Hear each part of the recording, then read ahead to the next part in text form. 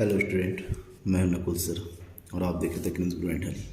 आज की वीडियो में आपको मूल्यह्रास यानी कि डेप्रिसिएशन के विषय में बताऊंगा। क्या होता है डेप्रिसिएशन? डेप्रिसिएशन को हम स्थिर या अचल पूंजी के उपभोग के नाम से भी जानते हैं और इसका एक और नाम है घिसावट व्यय। ठीक है, तो मूल्यह्रास, स्थिर अचल पूंजी का उपभोग या फिर घिसावट व्यय सारी एक ही चीज़ है।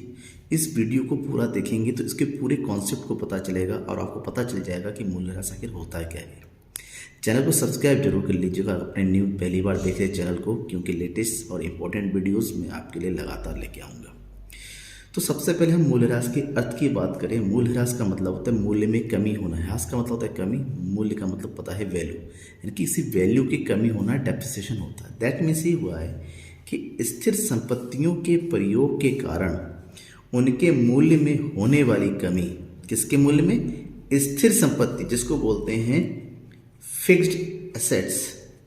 जितनी फिक्स एसेट्स होते हैं उसकी अगर वैल्यू कम होती है, उसी कम ही वैल्यू को क्या कहते हैं? मूल्यह्रास कहा जाता है। ठीक है ना।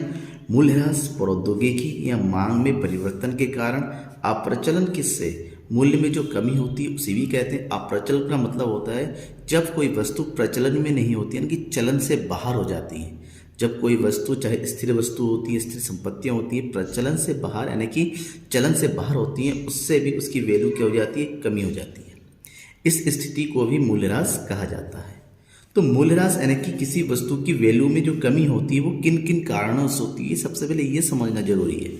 तो मूल्यह्रास के जो प्रमुख 3 कारण होते हैं: सामान्य टूट-फूट, आकस्मिक हानि और प्रत्याशित अप्रचलन। सामान्य टूट-फूट का मतलब होता है जैसे हमने घर बना लिया, घर बनाएंगे तो एक दूसरा हो सकता है घर का शीशा टूट जाएगा, घर की दीवार का पेंट उखड़ जाएगा, या फिर उसका जो प्लास्टर खराब हो जाएगा, फर्नीचर टूट जाएंगे। तो ये सब क्या होता है? सामान्य टूट फूट होता है। और ये सामान्य टूट फूट भी उस वस्तु के मूल्य में कमी लाता है। दूसरा है आकस्मिक हानि। आकस्मिक हानि का मतलब होता है जब अचानक किसी कारण से, ठीक है ना, किसी कारण से हमें लॉस होने लगता है। ठीक है ना, जैसे घर की छतें गिर गई, ठीक है ना, या दीवारें टूट गई, किसी ना किसी कारण से जो नुकसान होता है उसको हम आकस्मिक हानि के रखते हैं, जिससे उस वस्तु की मूल्य में कमी हो जाती है। और नेक्स्ट है प्रत्याशित अप्रचलन। प्रत्याशित अप्रचलन का मतलब होता है जब हमें पता हो कि कुछ समय के बाद वस्तु जो है उपयोग में नहीं रहेंगी, वस्तु चलन में नहीं रहेंगी। ठीक है ना, किस कारण से? जैसे प्रौद्योगिकी में टेक्निक बदल जाता है। जैसे पहले के जमाने में फीचर फ़ोन हुआ करते थे, बटन वाले जो फ़ोन हुआ करते थे, बहुत ज़्यादा चलन में था।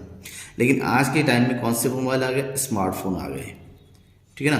तो स्मार्टफोन ने क्या किया? फीचर्स फोन की जगह पर स्मार्टफोन ने ले लिया। हर किसी के हाथ में स्मार्टफोन है, तो इससे क्या गया? फीचर फोन का चलन कम हो गया। तो इसी को प्रत्याशित अप्रचलन कहा जाता है, जिससे वस्तु के मूल्य में क्या होती है? कमी होती है। इसी मूल्य में, तीनों के कारण अगर वस्तु के मूल्य में जो कमी होती है, इसी को हम बोलेंगे मूल्यह्रास या फिर घिसावट व्यय। ठीक है ना।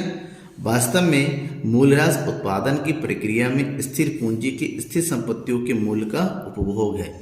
मूल्यह्रास क्या है? जब किसी स्थिर संपत्तियों का प्रयोग करते हैं, किसमें? हम उत्पादन प्रक्रिया में, तो उस कारण से उसके मूल्य में कमी होती है, यानी कि उसको मूल्य का उपभोग करेंगे तो उसके मूल्य में कुछ ना कुछ कमी होगी, उसी को मूल्यह्रास कहा जाता है। ठीक है ना। अब मूल्यह्रास के बाद हमें ये पढ़ना होता है मूल्यह्रास आरक्षित कोष क्या होता है। ध्यान में रखिएगा, मूल्यह्रास का मतलब वैल्यू में कमी होना।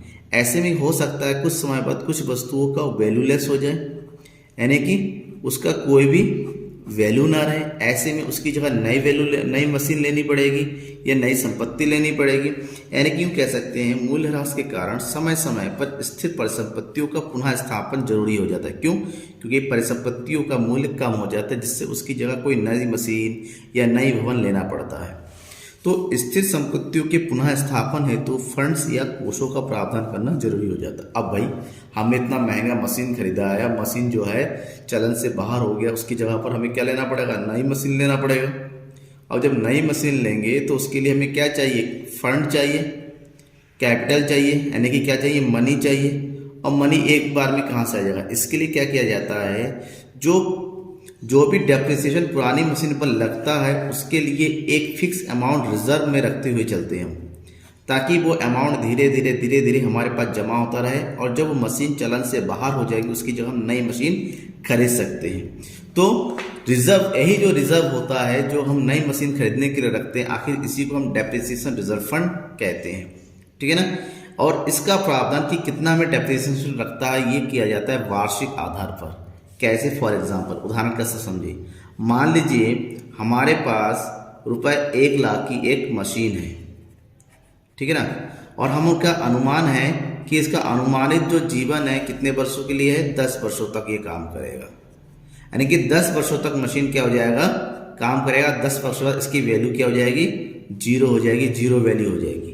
तो 10 साल तक ये मशीन जो है काम किया, उसके बाद जीरो होगी। इसका मतलब हमने ये पता करना है कि एक साल में कितना डेप्रिसिएशन होगा। तो ₹1,00,000 की मशीन, 10 साल में इसकी वैल्यू जीरो होना है, तो एक साल में इसकी वैल्यू कितनी घट रही है, ₹10,000। यानी कि इस ₹10,000 को हमें हर साल क्या करना है, रिजर्व करके रखना है। और इसी को रिजर्व करके रखेंगे, इसको बोलेंगे हम डेप्रिसिएशन रिजर्व फंड, यानी कि मूल्यह्रास आरक्षित कोष, ठीक है ना। तो ये सिंपल कॉन्सेप्ट था जो एग्जाम में अक्सर आ सकता है आपके लिए। सबसे ज़्यादा ये जो है ग्रेजुएशन के स्टूडेंट्स के लिए, 12th के स्टूडेंट के लिए जरूरी था, ठीक है ना। Thank you very much. और पूरी वीडियो को देखने के लिए आप सबको बहुत बहुत धन्यवाद। चैनल को सब्सक्राइब जरूर कर लीजिएगा और वेट कीजिए मेरे न्यू वीडियो का।